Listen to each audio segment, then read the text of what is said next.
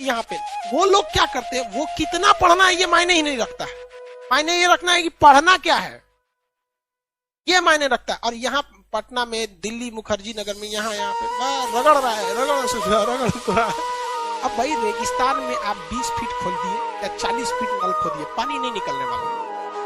निकलेगा? नहीं निकलेगा। जगह देखिए ना कहाँ क्या मायने रखता है, उस हिसाब से वर्क करना। सबसे कमजोर विद्यार्थी खोजिएगा जो पढ़ने में बकलोल हो, समझदार को नहीं। समझदार बहुत घमंडी होते हैं सब, उन सब से दूरी बना के रखिएगा।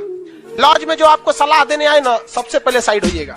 बर्बाद और नाकामयाब लोगों की कुछ पहचान है, उन्हें नींद बहुत आती है, भूख ससुरन को बड़ी भयानक रखता है, आराम बहुत खोजेंगे सब। दुनिया का कुछ भी दिखाइए, उनमें उन ससुरों को बुराई दिखेगी ही दिखेगी। जो व्यक्ति आपको कह दिया बुराई करते हो, ऐसे वैसे वो कभी आगे नहीं जा सकते, कभी नहीं। क्योंकि कामयाबी इतना ज्यादा वक्त कहती है, कामयाबी कहती है तुम मुझे वक्त दो, हम तुमको कामयाबी देने।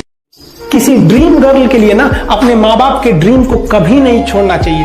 आप लोग जो सोचते हैं ना इधर उधर, वो खुशी तो आप लोगों ने कभी देखा ही नहीं। कोई स्टूडेंट अभी तक खुशी नहीं देखा। हम आपको व्यक्तिगत बताते हैं।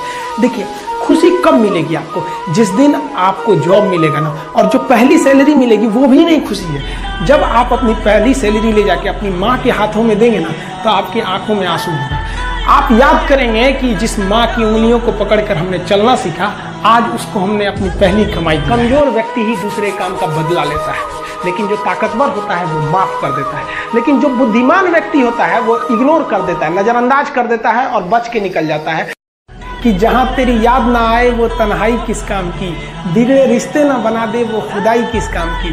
बेशक हमें जाना है अपनी मंजिल तक, लेकिन जहाँ से अपने ना दिखाई दे वो ऊंचाई किस काम की।